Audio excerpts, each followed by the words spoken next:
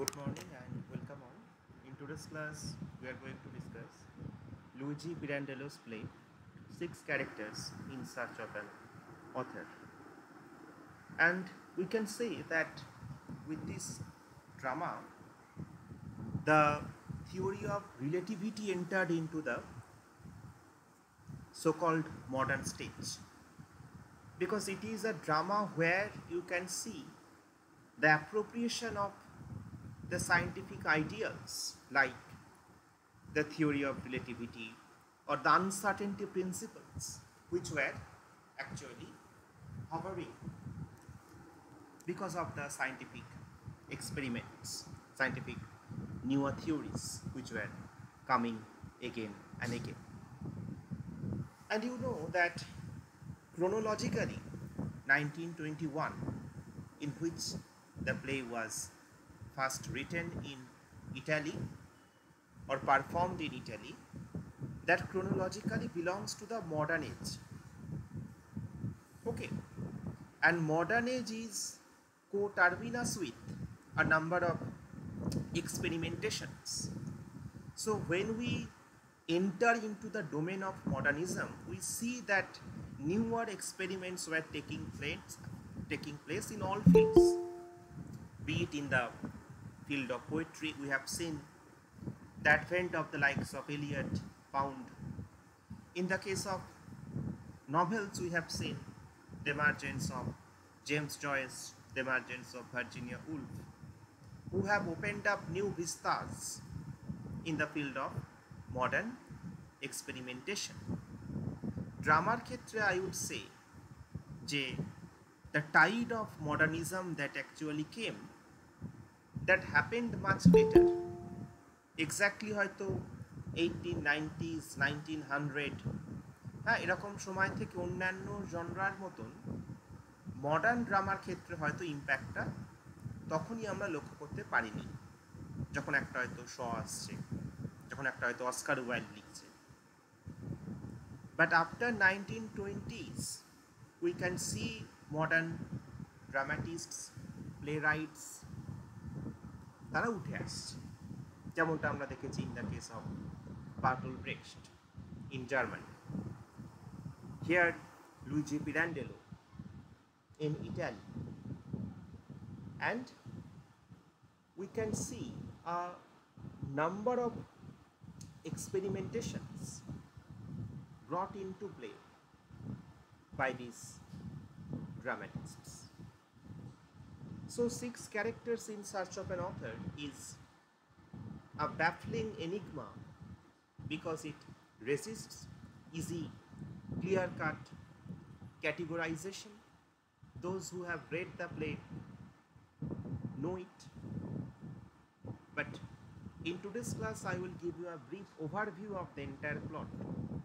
Then in the next class, I would go to the text.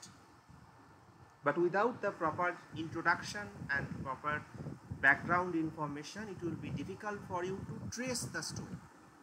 Some people say that there is no such story element in this drama. But I would say that yes, there is a plot line, there is a story. Okay, there is a story of the tragedy of a family. But the treatment is unique. Modernism especially shows its uniqueness in terms of its treatment of the theme. Obviously, in terms of the theme, they are modern because the number of themes, the kind of the issues which the dramatist explores here, they were hitherto untouched in the modern space, the theatre space. যেমন the issue of illegitimacy, the issue of prostitution. So such newer themes were entering, which were often looked as the taboo topics. So bold enough. But at the same time, in terms of the experimentation, you can see that this play by Pirandello is also modern. Because here the characters constantly tell the producer, the director actually, that they are more real than the actors. So there is a protracted debate between life and form in this text. There is also the exploration of the theme of illusion versus reality in this text.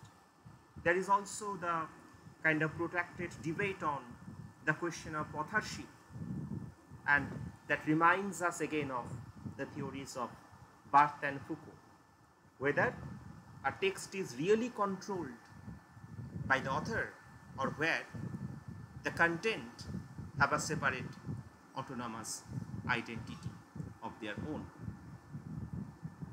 So I would go to the next slide, just a minute. So there you can see that written in the short space of 3 weeks in the early 1921, the play was performed that same year on 10th May at Teatro Valli in Rome, and it was badly received by the audience. Okay. And the first premiere was a huge failure. Pirandello actually ran from that kind of theatre house. But the second staging was much more successful, and Pirandello in 1925 added a sort of preface to the drama, much like Wordsworth added the preface after the initial publication of the lyrical ballads in 1800, 2 বছর পরে তিনি লিখেছিলেন, যেখানে হি explain the romantic manifesto. কারণ এক ধরনের একটা গতানুগতিক একটা ধরো হ্যাকনি ট্রোপ সেট হয়ে রয়েছে, মানুষ সেটার সাথে হ্যাবিচুয়েটেড রিয়েলিস্টিক ড্রামার সাথে। হঠাৎ যদি সেখান থেকে এমন একটা ড্রামা আসে যেটা অ্যান্টি রিয়েলিস্টিক, তাহলে মানুষ সেটাকে হয়তো ভালোভাবে অ্যাকসেপ্ট করবে, তাহলে তারা শখ হবে সহজ ভাষায়। সেটা গানের ক্ষেত্রে হোক, সেটা পোয়েট্রির ক্ষেত্রে হোক, তাহলে তার জন্য একটা রুচির হয়তো পরিবর্তন করা প্রয়োজন, সেভাবে সেট আপ করা। তো in that preface Pirandello actually depicted his theory. Preface আমি আজকে যাব না টেক্সটের ক্ষেত্রে, later on you will find it. তো সেকেন্ড পারফরমেন্স থেকে the play was much more accepted, and you know that Pirandello actually, who is a kind of innovator বলতে পারে, যদি আমরা মডার্ন থিওরি অফ ড্রামার কথা বলি, তাহলে যারা পথিকৃৎ সেই দলের মধ্যে, তার মধ্যে যেমন বার্টোল্ট ব্রেখট আসছেন, তার মধ্যে যেমন স্যামুয়েল বেকেট আসছেন, হ্যারল্ড পিন্টার আসছেন, তেমন কিন্তু লুইজি পিরান্ডেলো আসছেন। এবার বেকেট বা পিন্টার এরা কিন্তু অনেক পরে আসছে, এবং ওরা একটা নির্দিষ্ট স্কুলের মধ্যে লিখেছে, সেটা হচ্ছে অ্যাবসার্ড। দো many people call that 6 characters in search of an author is an absurd play, but we cannot specifically call it as an instance of the theatre of the absurd. Why? Because chronologically you can see that theatre of the absurd emerged after the Second World War, so there is a specific time span. Theatre of the absurd এটা প্রায় 10 থেকে 15 বছর ব্যাপী একটা movement. 1948 onwards শুরু হচ্ছে, 1960 onwards শেষ হচ্ছে ইন টার্মস অফ ক্রোনোলজি। তাহলে a play which was written in 1921, how can you call it the theatre of the absurd? There are absurd elements in this text,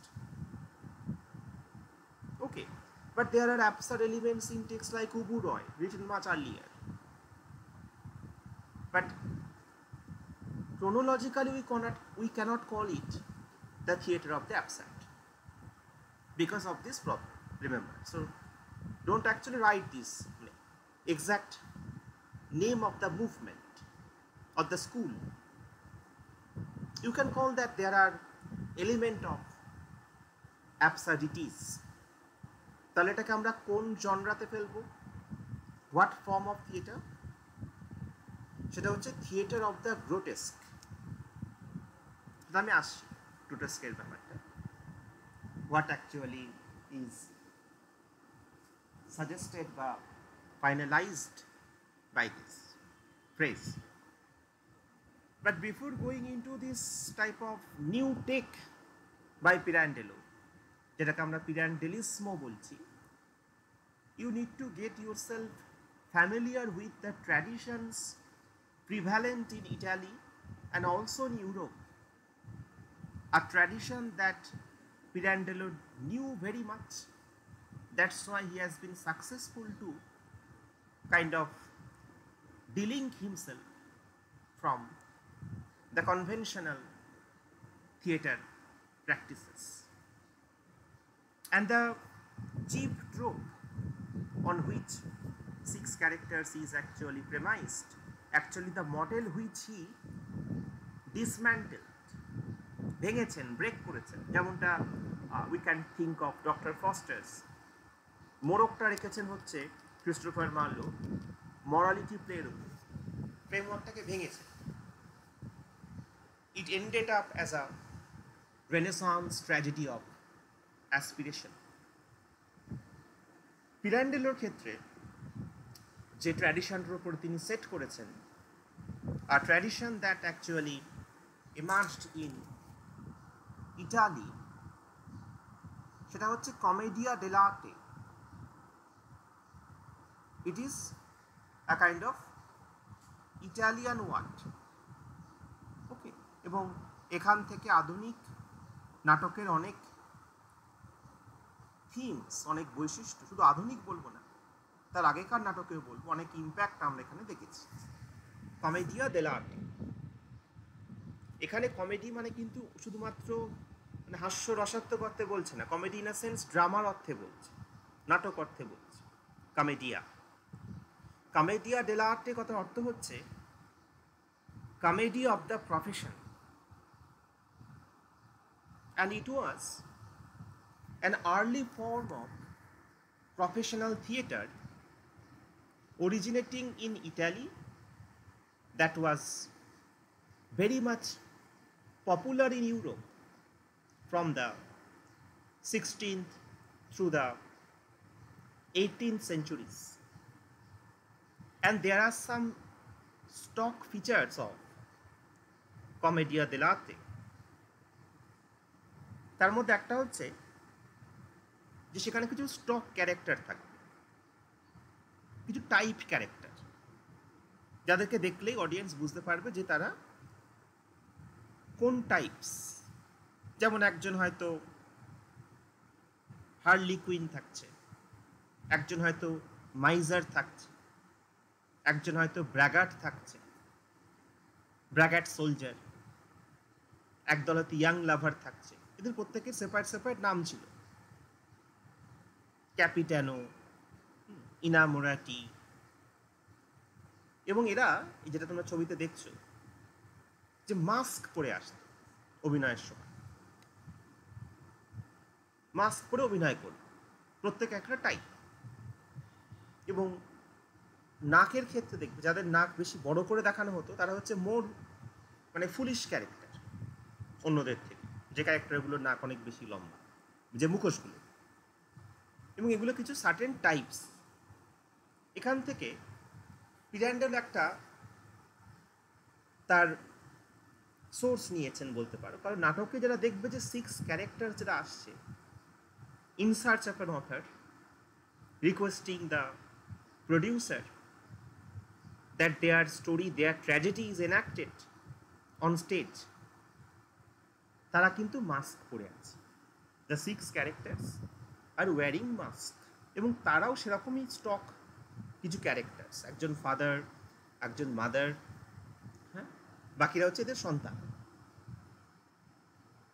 so presence of কমেডিয়া ডেলার্টে, সেটাকে ওই নাটকের ভিতরের যে গল্প, যেটাকে এলিজাবেথানরা বলতো কি না, play with in a play, সেই মোড়কে রেখেছেন।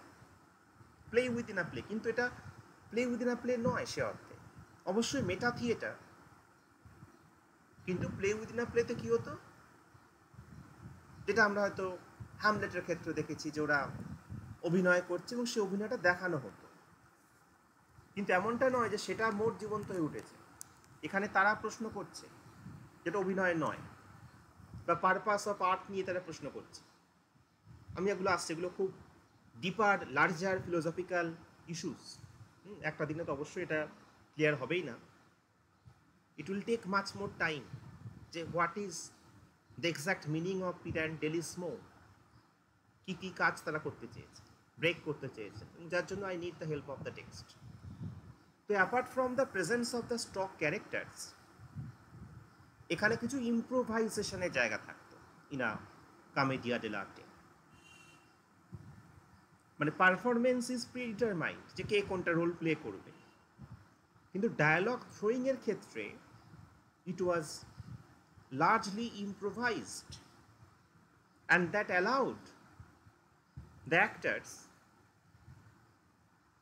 to interact with the audience and respond to the current events, local culture.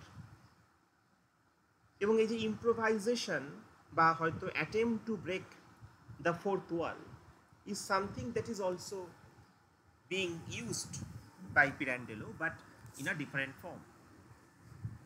তাহলে প্রথমটা কি বললাম, কিছু স্টক ক্যারেক্টার্স। সেকেন্ড হচ্ছে improvisation. Third feature of commedia dell'arte is some physical comedy. Physical comedy বলতে সেখানে তাদের যে মুভমেন্টস, তাদের যে এক্সাজারেটেড মুভমেন্ট, তার মাধ্যমে একটা হাস্যরস তৈরির একটা প্রচেষ্টা।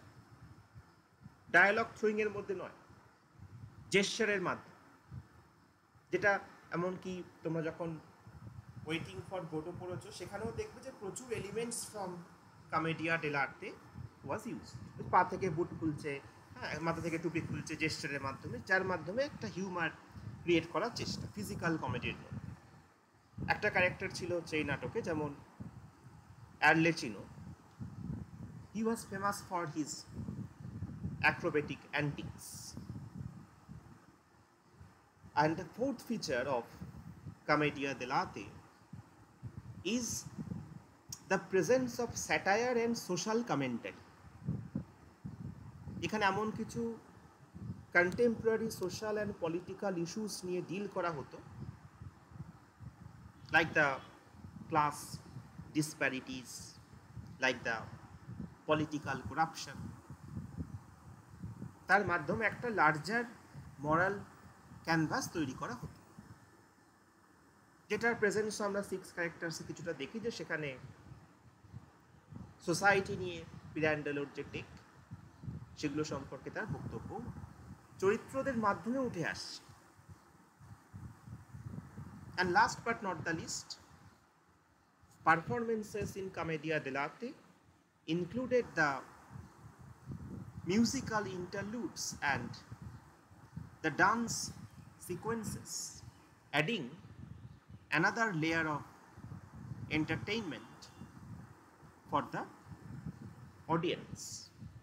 তাহলে সহজ ভাষায় কমেডিয়া dell'arte হচ্ছে এমন এক ধরনের একটা dramatic form of theatre that combined humor, social satire and also physicality in a way that had a significant influence on the development of theatre and comedy in Europe and beyond. তাহলে এটা হচ্ছে একটা tradition that has been appropriate and also rejected. ওকে, কারণ এখানে শুধুমাত্র six character যারা রয়েছে তারা মার্কস করে আসছে, বাকিরা কিন্তু নেই। ডিরেক্টর যে রয়েছে সে কিন্তু নেই। আর দুটো tradition which was very much in vogue right from the Victorian era এবং also popular during the early phase of modernism, সে দুটো হচ্ছে রিয়েলিজম অ্যান্ড ন্যাচারালিজম। রিয়েলিস্টিক ড্রামাজের মধ্যে আমি থাকবো, আমার ব্যালজাকের রিয়েলিজমে যাওয়ার প্রয়োজন নেই, ফ্লবেয়ারের রিয়েলিজমে যাওয়ার প্রয়োজন নেই, আমি ইবসেনের রিয়েলিজমের মধ্যে থাকি, কারণ we are discussing a drama. ন্যাচারালিজমের ক্ষেত্রেও তাই। তাহলে নাটকের যদি আধুনিক নাটকের কথা বলতে হয়, মডার্ন ড্রামার কথা বলতে হয়, তাহলে প্রথম যে মুভমেন্টটা দিয়ে মডার্ন ড্রামা শুরু হয় সেটা হচ্ছে রিয়েলিজম। একজন নরওয়েজিয়ান নাট্যকার, তার হাত ধরে, যার নাম তোমরা সবাই শুনেছ, তিনি হচ্ছেন Henrik Ibsen. So realistic drama emerged in the 19th century, pioneered by Ibsen, এবং সেখানে ফোকাস কিসে থাকতো? First feature of realistic drama is the depiction of the everyday life.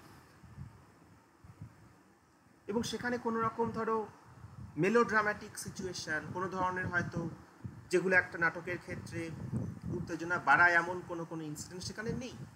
Dolls house একটা ডোমেস্টিক ফ্ল্যাট গল্প, ওকে, এবং এটা নিয়ে যে একটা নাটক হতে পারে এর আগে লোকে ভাবেনি। সামান্য একটা এরকম একটা ইনসিডেন্ট রিয়েলিস্টিক এই অর্থে, কারণ এটা প্রবলেম প্লে, সেই যুগের একটা কোনো দ্য কন্ডিশন অফ উইমেন তাদের সম্পর্কে বক্তব্য রাখছেন রিয়েলিস্টিক্যালি। তার মধ্যে সেরকম যেটা একটা নাটকে হয়ে থাকে, হ্যাঁ, যেটা আমরা এতদিন দেখতে অভ্যস্ত যে ট্রোপসগুলো, সেগুলোকে বর্জন করা হচ্ছে। সাধারণ ঘটনার মধ্যে লুকিয়ে রয়েছে কিভাবে নাটকীয়তা, সেইটা প্রথম তিনি দেখা, যেটা কোনো একটা economic struggle, social problem, family issues, সেগুলোর মুখোমুখি আমাদের করছে। দ্বিতীয় হচ্ছে রিয়েলিস্টিক ড্রামার মধ্যে আমরা দেখেছি দ্য ক্যারেক্টার কমপ্লেক্সিটি, মানে characters are very much complex, the characters are very much multi dimensional. মানে তুমি সিম্পল হিরো বা ভিলেন এই বাইনারিতে তাদেরকে বিভক্ত করা ডিফিকাল্ট। নোরা সিম্পল একজন রেবেল হিরোইন, হ্যাঁ, নাকি সে নয়, বাট টোরভ্যাল কেমন ব্যক্তিত্ব, এক ধাঁচে ফেলা তাদেরকে মুশকিল। তাদের প্রত্যেকের স্ট্রেংথ রয়েছে, উইকনেস রয়েছে, and the audience is often asked to empathize with these characters regardless of the moral standing. হ্যাঁ, সোশ্যাল মেসেজ যেটা কমেডিয়া ডিলারতেও থাকতো সেটা এখানেও ছিল। পলিটিক্যাল ক্রিটিসিজম, ডলস হাউসে আমরা জেন্ডার ইনইকুয়ালিটি নিয়ে বক্তব্য দেখেছি, সোশ্যাল হিপোক্রেসি নিয়ে বক্তব্য দেখেছি টোরভ্যাল ফ্যামিলির। আর রিয়েলিজমের প্রথম যে ধাঁচটা আসলে উঠে সেটা হচ্ছে যে detail stage direction. Dolls house পড়ার সময় আমরা এক পাতা প্রথমে শুধু স্টেজ ডিরেকশন দেখি, যেটা এলিজাবেথার নাটকে দেখি না। প্রথমে শুরু হচ্ছে জাস্ট একটা বর্ণনা যে hit, the chocolate house in way of the world, নাটক শুরু হচ্ছে। এখানে সেটিং এক পাতা দেড় পাতা, এইটা দেখানোর জন্য যে how realistically the stage can be prepared that will function as an aid. So the stage is often set to resemble a real location, complete with authentic props, decorations, and this helps to create a more immersive experience for the audience. And the best example of realist drama is Ibsen's A Doll's House, which examines the constrained role of women in society.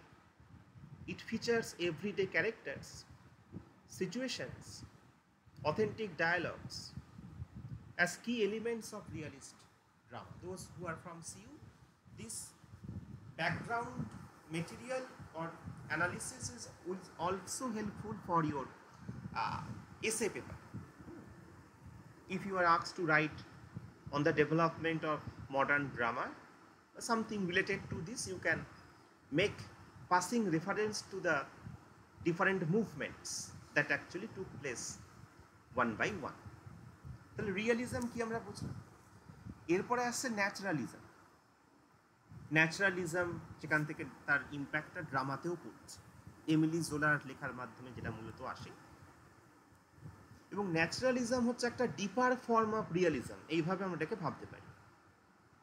ওখানেও বাস্তববাদ রিয়েলিজমে, এখানে ডিপার form of realism. প্রথম বৈশিষ্ট্য হচ্ছে এটাই। ডিপার form কিভাবে আসতে পারে?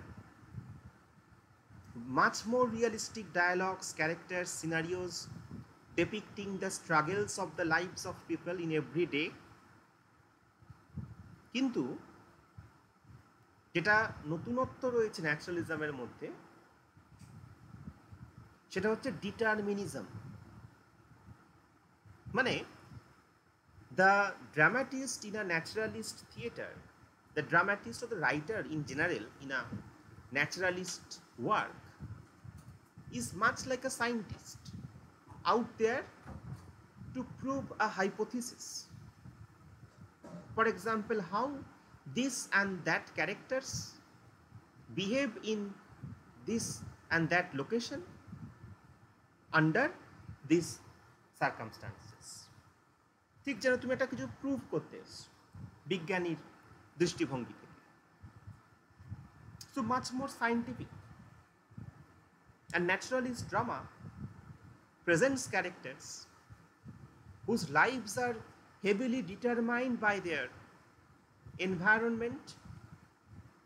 তুমি এমন কিছু গ্রুপ অফ পার্সনকে নিয়ে আসছো বেসড অন দেয়ার হেরিডিটি, তাদেরকে একটা নির্দিষ্ট লোকেশনে প্লেস করছো দেখার জন্য তারা কিভাবে রেসপন্ড করছে, and the response is very much tragic because it ultimately shows that they are influenced by some social conditions beyond their control. তাদের হাতে প্রত্যেকটা নেই, যেটা তাদের জীবনে ট্র্যাজেডি নিয়ে আসছে। Goat my point?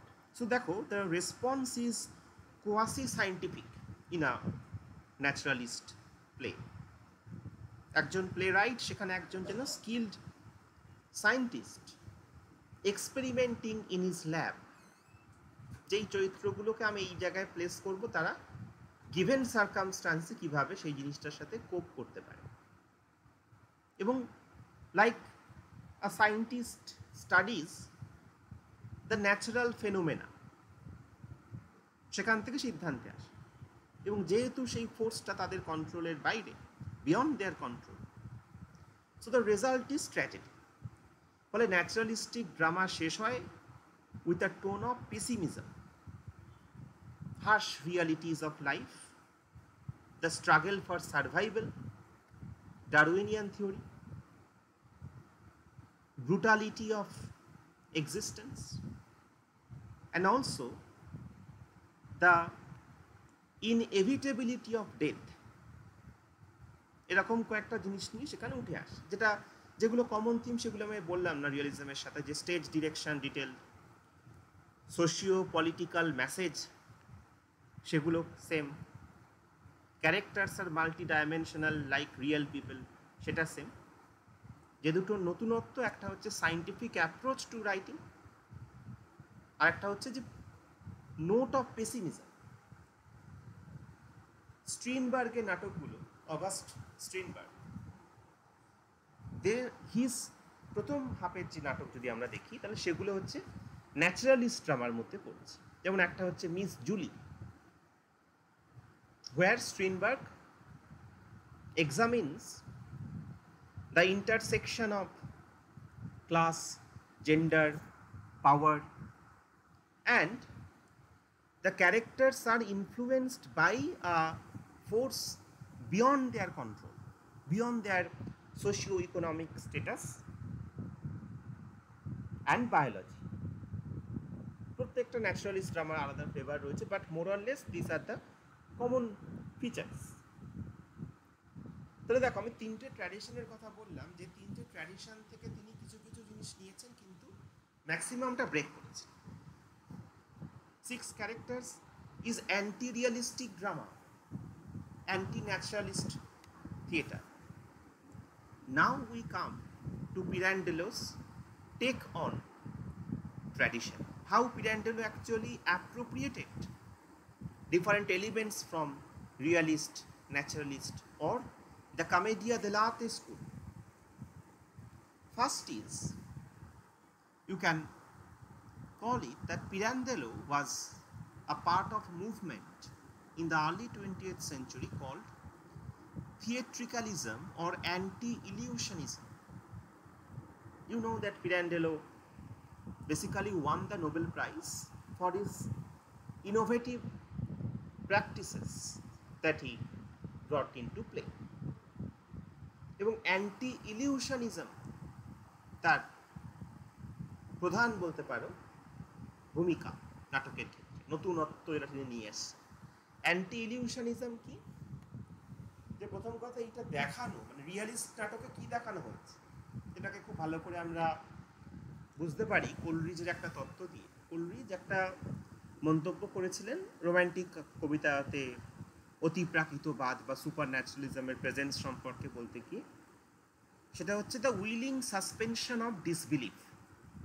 যে আমরা সবাই জানি যেগুলো হয়তো অস্তিত্ব নেই বা সামথিং, কিন্তু আমরা ওগুলোকে ওইভাবে ভাববো না মরাল স্ক্রুটিনি, ভূত প্রেত রয়েছে কি নেই, জাস্ট আমরা ওটাকে আমাদের মন থেকে যে ক্রিটিক্যাল যে ফ্যাকাল্টি যেটা বারবার প্রশ্ন করে যে ভূতটা সত্যি কি মিথ্যা, সেইগুলোকে সরিয়ে আমরা দেখি, এইটা ভেবে যেটা রিয়েল। Goat my point? তাহলে সেটাকে তিনি বলছেন যে উইলিং সাসপেনশন অফ ডিসবিলিফ। তোমার মধ্যে যে ডিসবিলিফ রয়েছে সেটাকে উইলিংলি তোমাকে সাসপেন্ড করতে হবে। নাটকের ক্ষেত্রে মানে রিয়েলিস্ট নাটক যে প্রিন্সিপালের উপরে থ্রাইভ করে, সেটা কিন্তু এই কোলরিজের থিওরি দিয়েই সব থেকে বেস্ট বোঝানো যায়, যে উইলিং সাসপেনশন অফ ডিসবিলিফ। যে তুমি জানো যেটা স্টেজে দেখানো হচ্ছে নোরার ট্র্যাজেডি ডলস হাউসে, that is a drama, but সেগুলোকে আমরা ভাবি না, আমরা ভাবি it is a slice of life, real জীবনেরই একটা অংশ। এখান থেকে কিন্তু ভেঙেছেন কিন্তু পরে বার্টল ব্রেস্ট, পিরান্ডেলো, এরা কিন্তু মডার্ন, এরা ভাঙছেন, এরা বলছে না এটা একটা অভিনয়।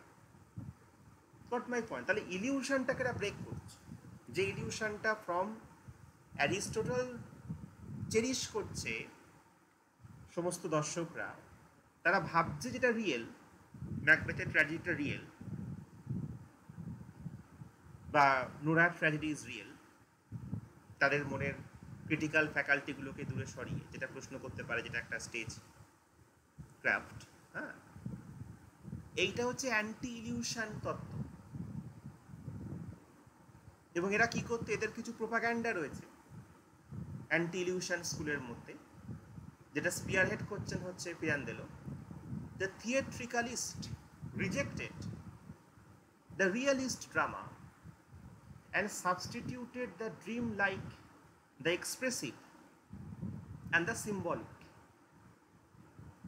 That means রিয়েলিজমে কি দেখানো হচ্ছে, যেটা কোনো একটা current contemporary socio economic reality, যেটা ইনফ্যান্টালাইজেশন অফ দ্য উইমেন্স সেক্সুয়ালিটি।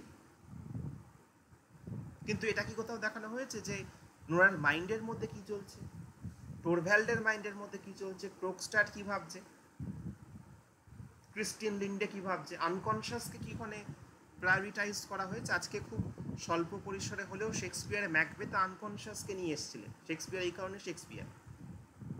আজকে একটা পোটার সিন, আজকে একটা স্লিপ ওয়াকিং সিন, সেখানে আনকনশাস সাইড ইজ রিভিলড, চরিত্রের মন থেকে কি ভাবছে, যদিও সেটা খুব অল্প ইনস্ট্যান্সের মধ্যে রয়েছে, সেখানে আছে।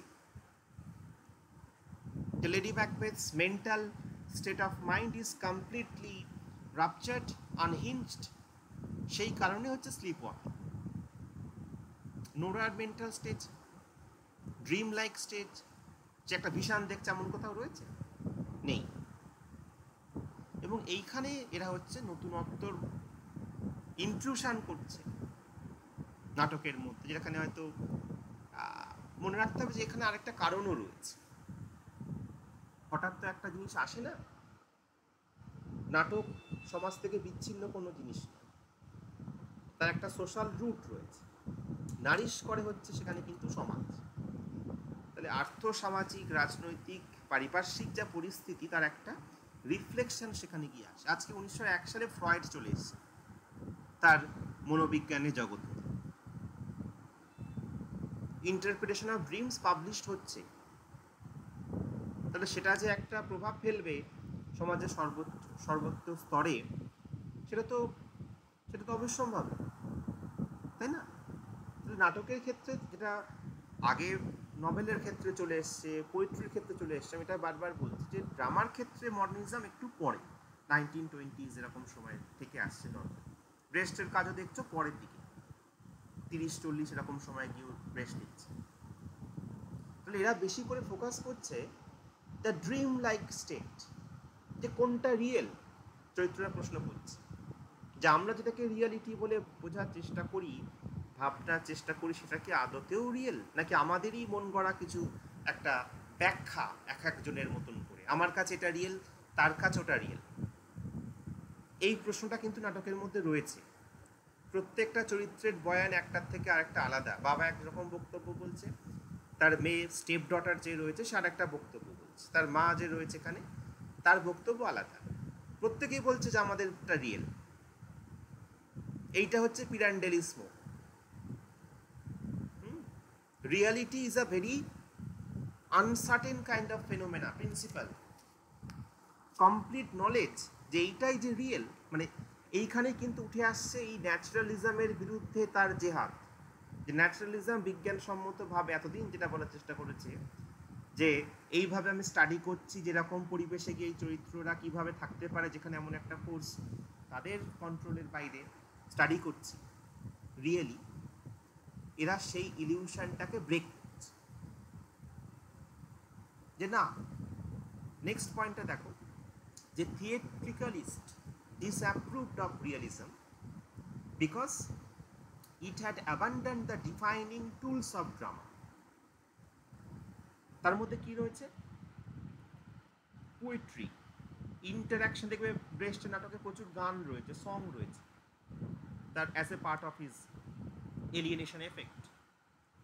Interaction between actors and audience, soliloquies, asides, যেগুলো আমরা কিন্তু রিয়েলিস্টিক ড্রামাতে দেখতে পাই না। লাস্ট যেটা বলছে যে পিরান্ডেলোস টেক অন ট্র্যাডিশন, যে this writers they thought realism could not depict the inner life of human beings. বাইরের জগৎটাকে স্টাডি করতে পারে, একটা নির্দিষ্ট যে ডারউইনের তত্ত্ব অনুযায়ী মানুষ কীভাবে ইভলভ হচ্ছে অমুক তমুক, সেটা বাহ্যিকভাবে দেখতে পারে। তাদের আনকনশাসটা কি, তারা কি ভাবছে?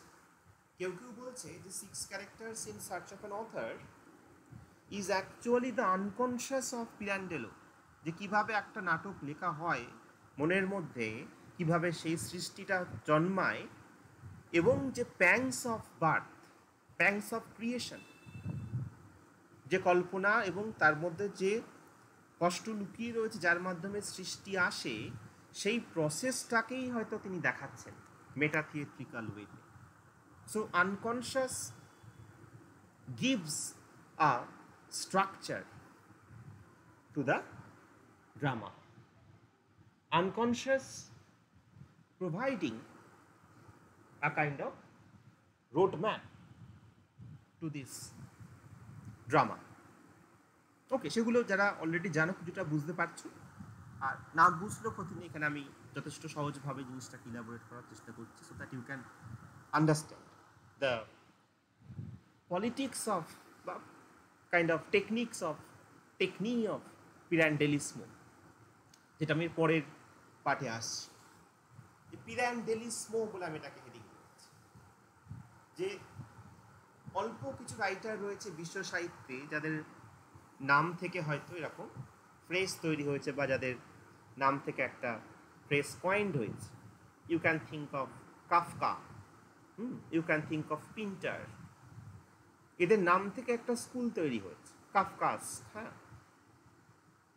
বা পিন্টারেস্ক। পিন্টারেস্ক বলে আমরা বুঝে যাই যে সেখানে কী কী থাকতে পারে, কাফকায়েস্ক মানে আমরা বুঝে যাবো যে সেখানে কী ধরনের জিনিস থাকবে। ঠিক তেমনই পিরান্ডেলোর ক্ষেত্রেও এই ধরনের টার্ম উঠে আসে, যেটাকে আমরা পিরান্ডেলিসমও বলতে পারি, and it is the part of the theatre of the গ্রোটেস্ক। গ্রোটেস্ক শুধুমাত্র থিয়েটারের মধ্যে না, যে কোনো ফিল্ডে আসতে পারে। যেমন Jonathan Swift's Gulliver's Travels is an element of grotesque writing. Grotesque theatre বলতে এরকমভাবে কোনো থিয়েটার সে অর্থে এমার্জ করেনি, কিম্ভূত বলতে পারো। তো সেটা গ্রোটেস্ক যে তত্ত্বটা বিভিন্ন লেখার মধ্যে রয়েছে, সেই অর্থে আমি এটাকে বলছি থিয়েটার অফ দ্য গ্রোটেস্ক। কিন্তু আমি অ্যাবসার্ড ড্রামা এই টার্মটাকে এখানে অ্যাপ্লাই করতে চাই না। মানে অ্যাবসার্ড একটা নির্দিষ্ট সময়ের মধ্যে লেখা একটা নাটক, অ্যাবসার্ড এলিমেন্ট গ্রোটেস্কের মধ্যে আছে। তাহলে থিয়েটার অফ দ্য গ্রোটেস্ক কি?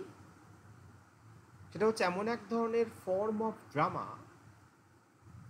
That emphasises the absurd and macabre aspects of life. তোমাদের ক্ষেত্রে প্রবলেমটা হচ্ছে এই কারণে, তোমরা আগে হয়তো বেকেট পড়ে নিয়েছো, পিন্টার পড়ে নিয়েছো, তারপরে এখন আবার রিওয়াইন্ড করতে হচ্ছে এখানে এসে। কিন্তু অ্যাকচুয়ালি এগুলো এইভাবে যাওয়ার কথা। তাহলে আমরা পরপর বুঝতে পারবো যে আগে একটা ইপসেন পড়লাম, তারপরে আমি পিরান্ডেলও পড়লাম, ব্রেস্ট পড়লাম, বেকেট পড়লাম, পিন্টার পড়লাম। একটু আগের কথা এগুলো, ঠিক আছে? তাহলে পিরান্ডেলিসমো যেটা আমি বললাম, বা এই নাটকটা is a part of the theatre of the grotesque, and that refers to the distortion of characters. Gulliver's ট্রাভেলসের মধ্যে এমন কিছু কিম্ভূত গল্প রয়েছে যেগুলো বাস্তবে সম্ভব না, এবং সেখানে রিয়ালিস্টিক যে ট্রাভেলগ যেগুলো সেই সময় পপুলার ছিল সেগুলোকে ক্যারিকেচার করা হয়েছে সুইফটের উপন্যাসের মাধ্যমে, সো কল্ড উপন্যাসের মাধ্যমে।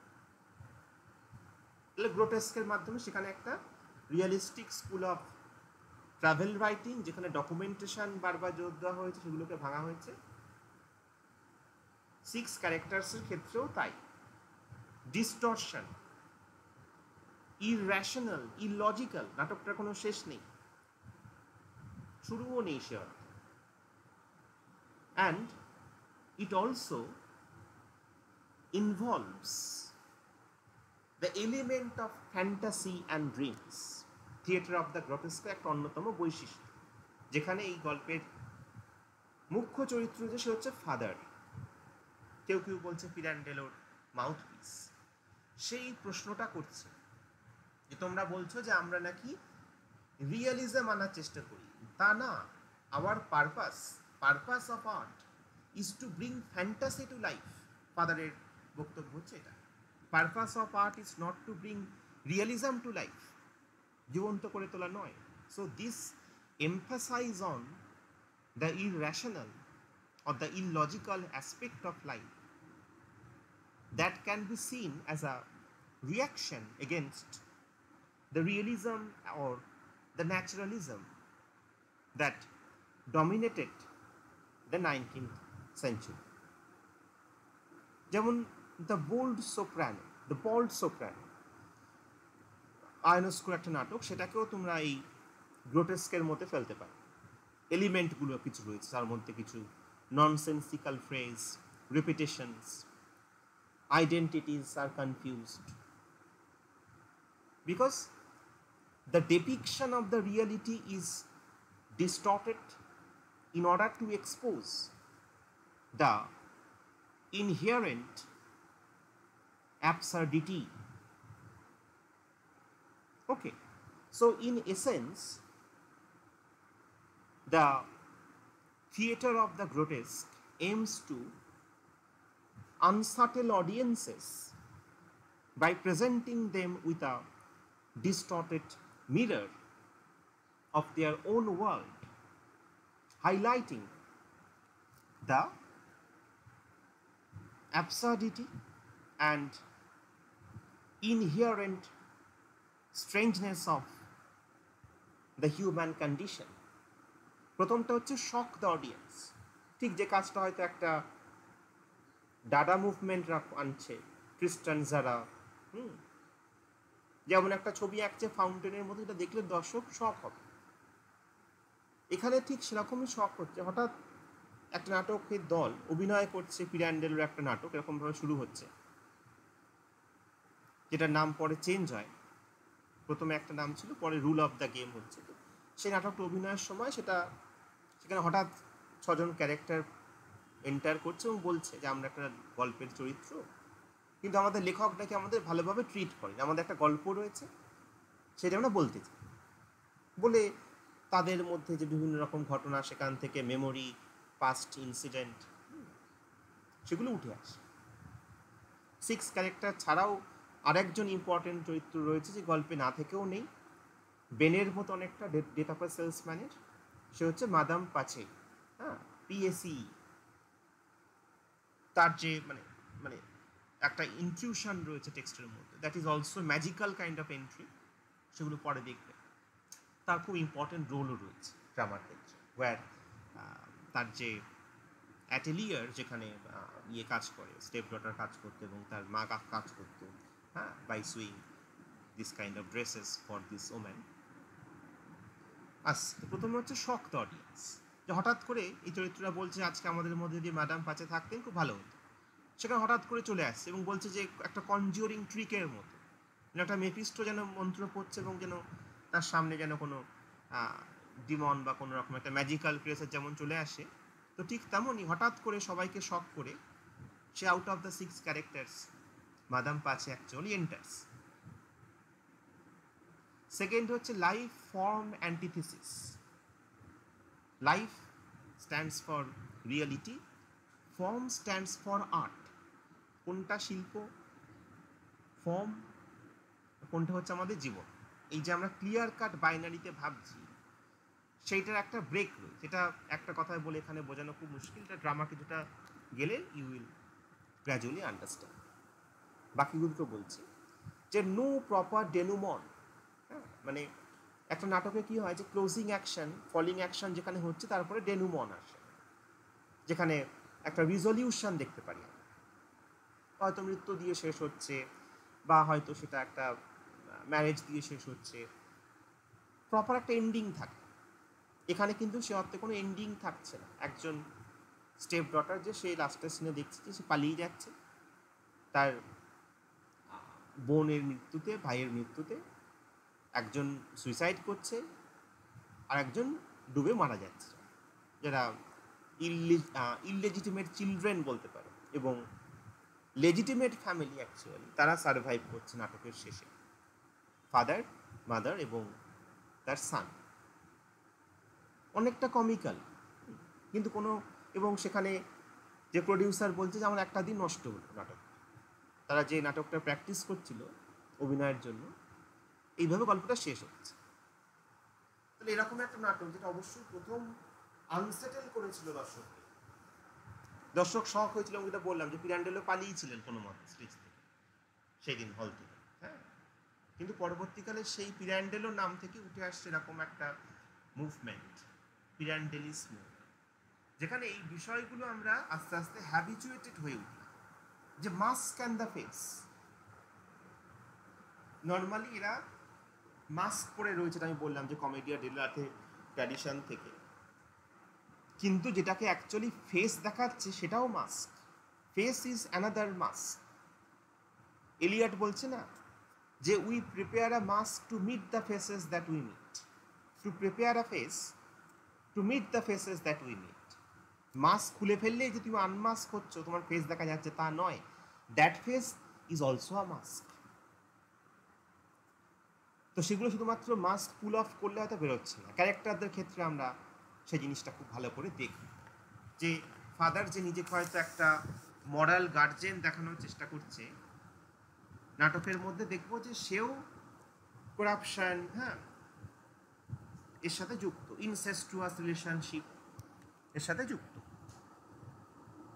ফলে যেটা আমি প্রথমে শুরু করেছিলাম যে with 6 characters the theory of relativity ব্রট into the English stage, English বলবো না, বা ইউরোপিয়ান স্টেজ। আইনস্টাইনের যে principal that change the understanding of the world, physical world. So we can consider the relativity of truth and identity, just as The theory of relativity suggests that there is no single objective frame of reference. Pirandello's play suggests that there is no single objective truth. There is no single objective identity. Each character has their own perspective. তাদের কাছে সেটাই version of truth.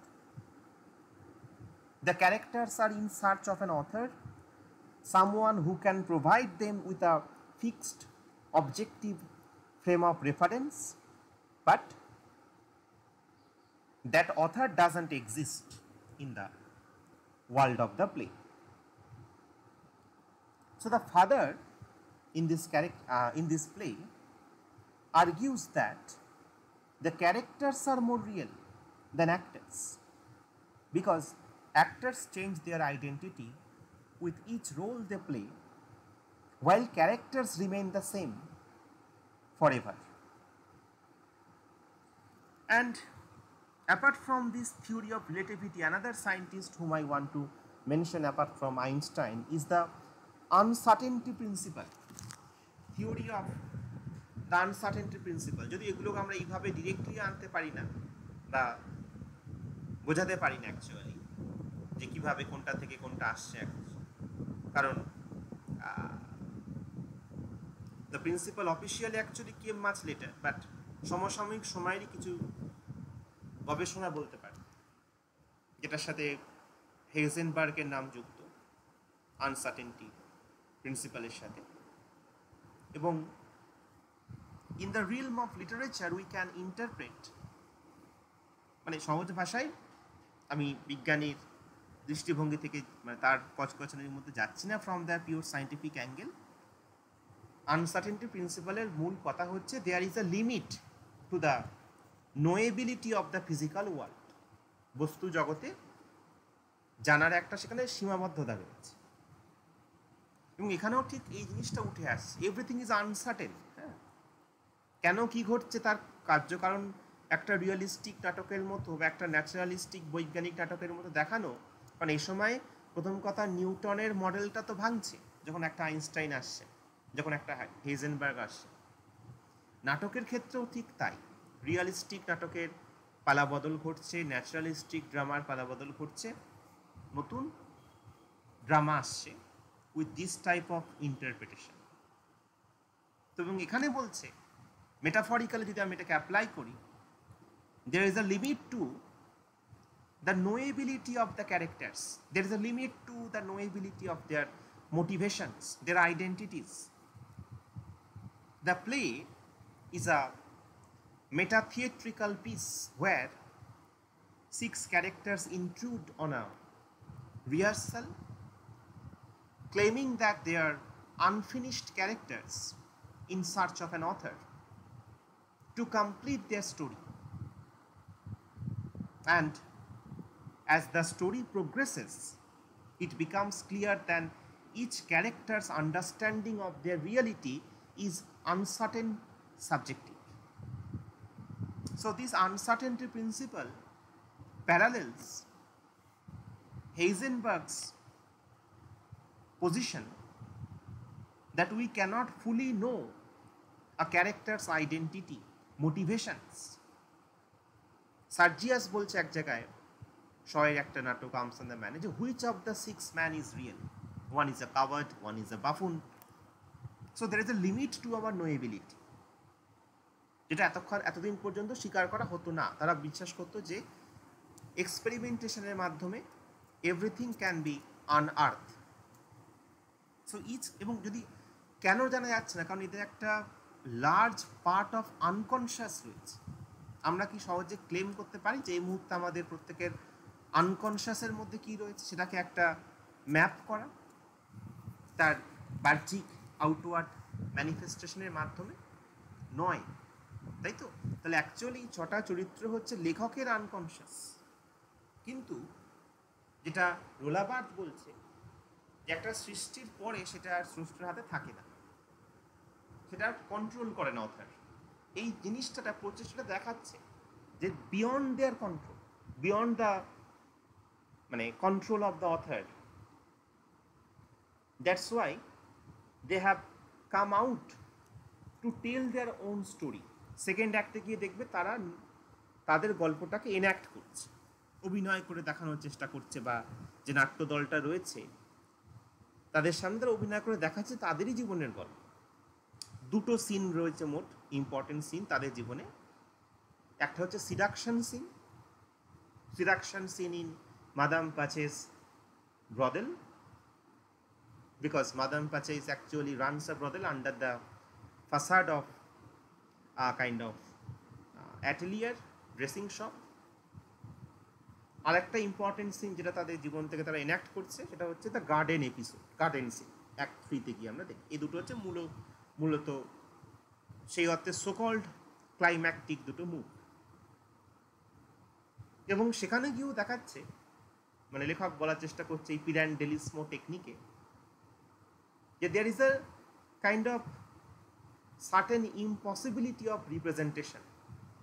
অভিনয় করা মানে কি আমরা তো represent করি কোনো একটা ঘটনাকে, সেটা ইম্পসিবল। এই ঠিক like there is the element of uncertainty, there is a limit to our understanding. So in a metaphorical sense we can say that 6 characters applies the uncertainty principle and also the kind of theory of relativity to illuminate the play's exploration of identity, exploration of reality, and the limits of knowability. Reality is a very complex phenomenon. There is no easy clear-cut answer to this, that by this and that we can know the reality. Okay, reality is subjective. ফলে এটা একটা dream ওয়ার্ল্ডের মতো, it is almost like a kind of dream world becoming alive. These characters, and obviously that যেটা পরের দিন বলবো আলো, যে Pirandello was going through a mental crisis while writing this play, and initially he had thought যে he would create a novel. In 1915, when Pirandello was 48 years old, that was a very important year in Pirandello's life. সবে এক বছর তখন প্রথম বিশ্বযুদ্ধ শুরু হয়েছে। সেই বছর হিজ মাদার ডায়েড, তার ছেলেকে যুদ্ধে নিয়ে যাওয়া হয় কনস্ক্রিপ্টেড। তার ওয়াইফ, তার নাম ছিল অ্যান্টোনিয়েটা, সে পাগল হয়ে যায়। Antonietta became mad, and Pirandello's daughter attempted suicide when the mad mother বা insane mother brought out the suggestion of incest বা incestuous relationship with his husband. মানে পিরান্ডেলোর সাথে incestuous relationship নাকি তার মেয়ের ছিল, যখন তার ইনসেন মা এই ধরনের বক্তব্য রাখছে। So life was not easy for Pirandello that time. যদিও আমাদের বারণ করেছেন যে একটা লেখকের আত্মজৈবনিক দৃষ্টিভঙ্গি থেকে বিচার করতে হলে পাঠটা অনেক সহজ হয়ে যায়, বহুমাত্রিকতা হারায়, সেজন্য আমি এর মধ্যে যাব না। কিন্তু এটা কিন্তু fact. 1915 this and that thing he had witnessed, দেখেছেন। তার 2 বছর পরে তিনি তার ছেলেকে চিঠিতে লিখছেন তার নেক্সট প্রজেক্ট সম্পর্কে।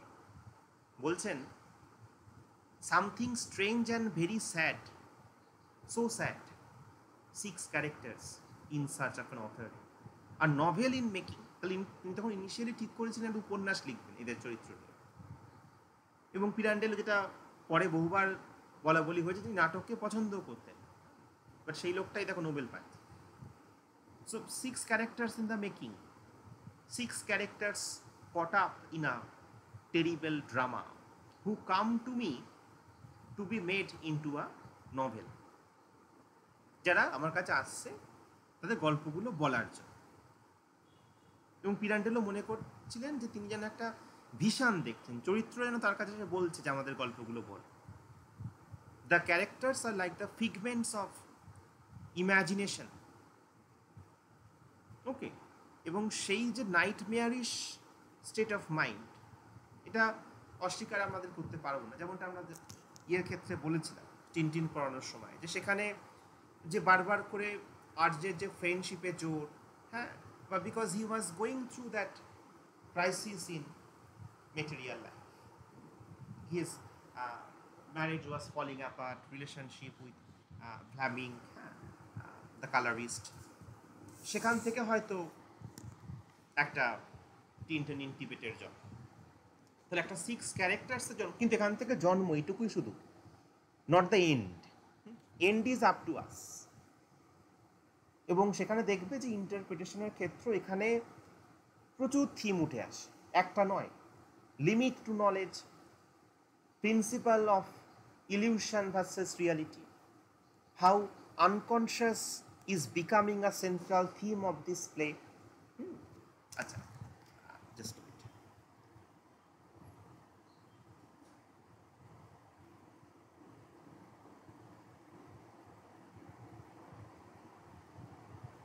how unconscious is becoming a central theme of the play. Life form antithesis, life form binary. The kind of inset story of the 6 characters. গল্পটার মধ্যে সে অর্থে পরপর ক্রোনোলজিক্যালি কোনো ঘটনা নেই, যে টেকনিকগুলো কিন্তু অ্যাকচুয়ালি পোস্ট মডার্ন টেকনিক। একটার পর একটা আসছে না, আগে ক্লাইম্যাক্স বলছে, গল্পের শুরুতে এসেই যে স্টেপ ডটার সে বলছে যে after some time this young girl is going to die, তার বোনকে দেখিয়ে বলছে কিছুক্ষণ পরে জলে ডুবে মরবে।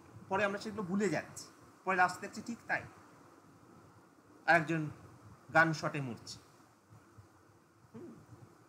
যেমনটা ব্রেকের সাথে আগে দেখিয়ে দিচ্ছেন যে সেই দৃশ্যে কি ঘটবে। Got my point? তাহলে this is the new art techniques. Modernism is basically একটা নতুন ফর্ম অফ রাইটিং।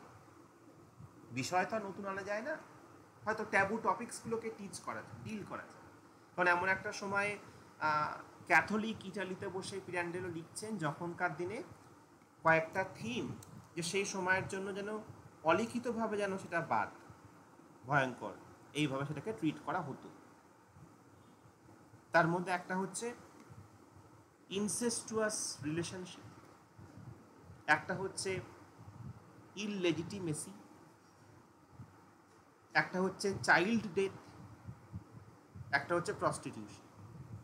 ফলে এই বিষয়গুলো নর্মালি নাটক থেকে দূরে রাখা হয়, ট্যাবু টপিকস ইত্যাদি বলে।